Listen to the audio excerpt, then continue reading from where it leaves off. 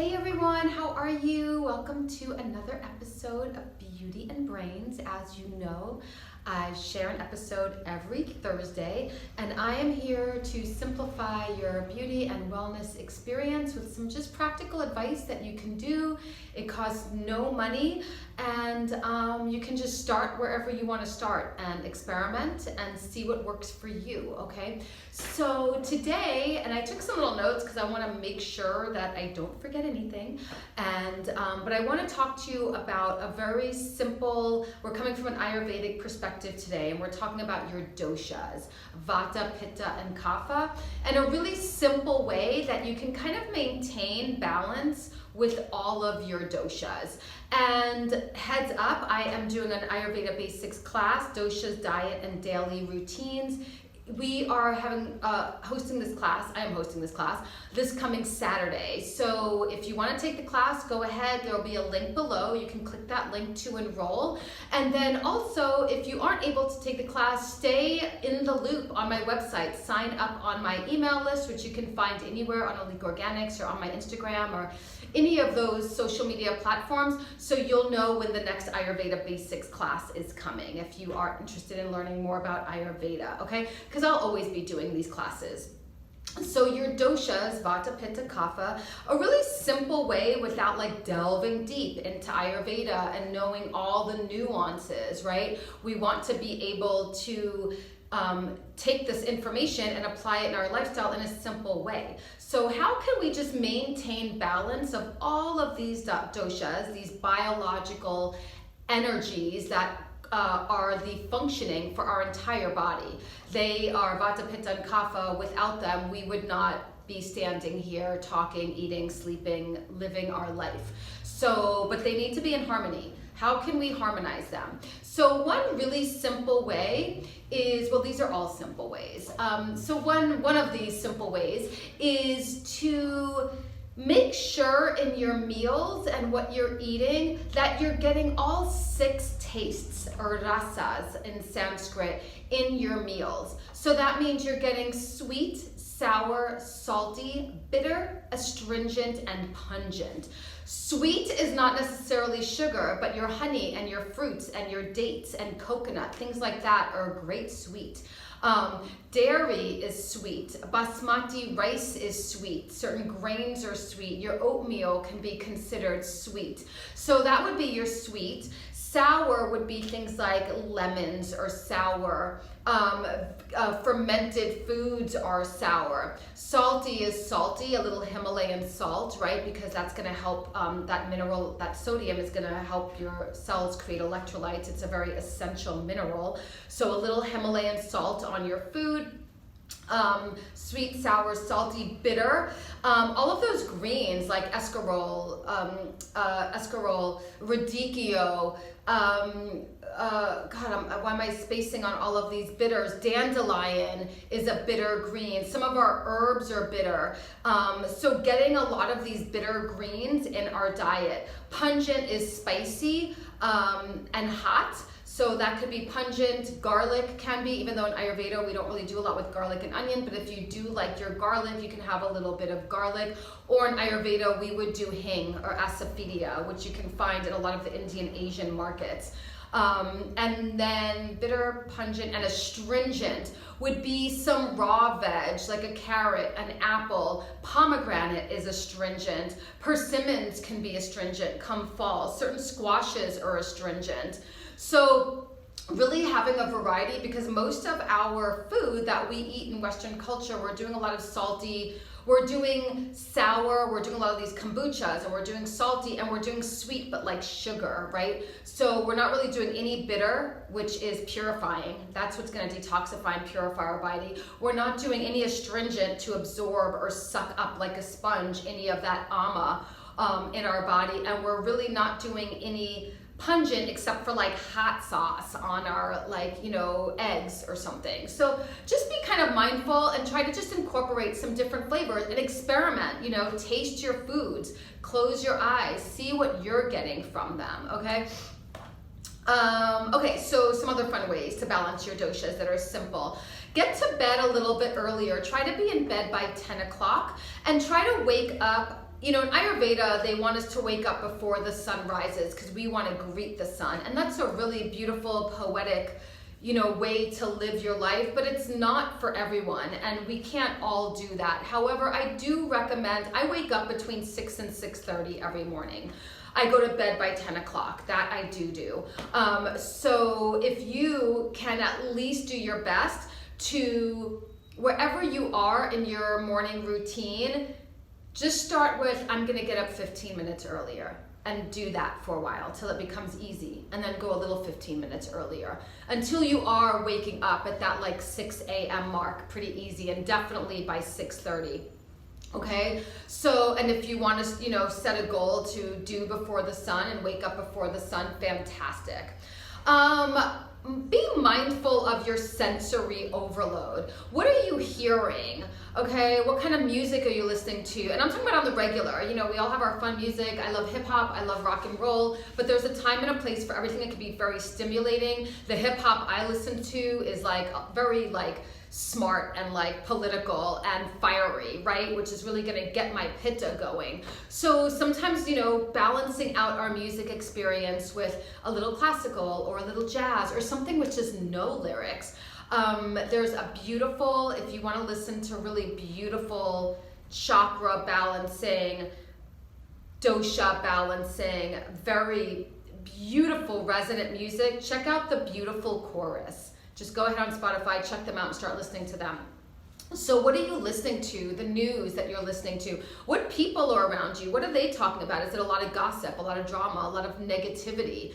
What are you looking at? What are you seeing? Are you watching like a lot of, you know, dramas and dark movies and looking at a lot of violence on TV, or like these violent video games, or reading and looking at the news on print and reading all these details? Like, be very mindful again of our senses. So hearing, seeing, tasting, again, what are we eating? Bring those rasas in into our experience, and so we're really getting the taste in our mouth. And making sure to scrape our tongue so we can really absorb those flavors and activate those taste buds. So what are we tasting? What are we smelling? Are we smelling a lot of synthetics with our skincare? They're very perfumey, our cologne, all of these like smells, synthetic candles burning. Okay, so maybe, you know, burn some, have a little diffuser and put some beautiful essential oils, like a really pure, beautiful essential oils, or smell beautiful flowers, or have your hydrosol, your rose water, and spray it in your experience, okay? And then what's our last one? Hear, see, smell, taste, and touching. What is going on our skin? What are we putting on our skin? What are we touching? What are we doing with our hands, if anything, okay? So that's a really good way, being very mindful. Sorry, my nose is a little itchy. I've been a little allergic today. To balance your doshas is to be mindful of your sensory input, okay? Because that can really aggravate Pitta, because Pitta is responsible for transforming all of that. So if you have all this negativity or gossip and negativity and darkness and, you know, all the sweet foods and all of this going on, well, Pitta is going to have a lot of work to do. So let's just kind of try to keep it chill. Then, you know, Pitta is off balance, right? What am I forgetting here? Eating lighter dinners is a really great way to keep your doshas at bay. Just keep your dinners light. You know, you go to Italy, what's for dinner? A little bruschetta with a little espresso and maybe a little, you know, side warm salad, or like a sauteed green, like a spinach with a little bit of garlic or something like that. So keep your dinners very light, because we're going into Kapha time, and Kapha can be slow and sluggish, and the digestion is not at its prime, right? Pitta is prime time, which is midday. That's why we eat big lunches in Ayurveda. So keep your dinners light, and keep overall your foods more warm than cold foods. So really start trying to get in the habit of that, like being mindful of like, wow, I've been eating a lot of like, drinking a lot of iced coffees and iced teas and iced lattes and acai bowls and cold cereal and cold sandwiches and cold. Check yourself and then be like, oh, so let me switch that up a little bit. Okay, no quantum leaps. Don't feel bad about yourself, beat yourself up, or do any of that. Just make some changes. Sip your warm water with that smoothie. Sip your warm water with that cold salad. Okay, have more warm teas. Keep that Agni going. Okay, what are some other good ones? Cooking with your spices. Include all these spices like turmeric, cumin, coriander, ginger, a little black pepper for kapha, and that's nice and pungent. That's a good pungent for you. A little, I make a beautiful tea, you guys. And it's very simple. I slice up some raw ginger. It's probably about 3.5, so what is that, 24, let's say 30 ounces of water in a pot, about 5 slices of ginger, 2 star anise, pieces of star anise, whole star anise in your water, about 4 clove and some cardamom, just like maybe 6 cardamom pods in the pod, but I do smash them and then I put that in there. And then I take turmeric and I put turmeric in there and I let that like cook and boil, because you have all that root energy, you have the ginger and you have the turmeric, and you want the activity of the boil to really break that down. And then I strain that and I sip on that, and it's my favorite thing, and I'm getting all of these different rasas in that tea, and the antioxidants and the anti-inflammatory. Cumin is great for women's health, cooling pitta, cardamom, great for cooling pitta. So, and then coriander is another fun one. You could throw some coriander seeds in there. So start cooking with your spices and check your pantry. If these spices are really old and you haven't used them, maybe it's time to ditch those and go on thrivemarket.com. Great place to buy really healthy foods at a discounted price. I love Thrive Market. You do have to have a membership, just like you would with Costco, and it's so worth it with Thrive Market. And actually, I think when you sign up, they'll give you like a month free. So you can suss out like if you even like Thrive Market and you want to continue and pay that membership. Eating more plants and nuts and seeds and grains, bringing more of that into your diet, finding ways that you can enjoy them. One of my favorite things to do, especially with, like, I'm not a big nut person because I can't really handle nuts too much, but seeds are really good for me. Pumpkin seeds and sunflower seeds and flax seeds are really fun. And flax seeds, you can toast them and put them on your oatmeal, put them in cookie batter, pancake. If you're making pancakes from scratch, put them in there. But I love sunflower seeds, and I take them and I put them on a cookie sheet and I put them in the oven, or a cast iron skillet, put them in the oven, about 375. Keep your nose and your eyes, check on them, shake that pan around so they don't just burn on one side. And after, once you preheat that oven to 375 and then you put the seeds in there, I would say 10 minutes max. After shaking a few times, pull that out, sprinkle some Bragg's amino acid or some tamari. If you don't know what those are, check them out. Bragg's, B-R-A-A-G, as in giraffe, S. Fantastic nutrient that is like a salt and a soy sauce substitute. Adds great flavor to soups and broths. It's been around forever. Since I was a young girl, my mom used to cook with that, but it has great flavor. And I put that on the hot skillet with the nuts, the seeds that are on there, and then I toss that, and when those cool down, I snack on those. It's delicious. So if you're not a nut person, try some seeds. Try the sunflower seeds, or the pumpkin seeds, and the flax seeds, hemp seeds. Also, you can put in your oatmeal and grains. And I love hemp seeds because they're so innocuous. Like, they don't have a strong flavor. You can even mix hemp seeds, believe it or not, if you're in the craving some pasta that's just like legit semolina flour pasta, like pure carbohydrate and sauce, and that's what you want. Well, eat that, but mix some hemp seeds in there. You won't even taste them because they don't have a flavor, and you're getting some protein. You're getting a little bit of balance with that. Limit who you spend time with. The people that are around you, are they draining you? Be mindful of this. Are these people draining you? Are they bringing drama into your life? Do you find every time that you're with them, you're kind of stressed out or just thinking about them and their issues and what's going on with them all the time? Or do you feel uplifted and inspired when you're around them? Do you feel like, wow, that's a great friend, or that friend is there for me when I need them too? Like, it's a give and take relationship.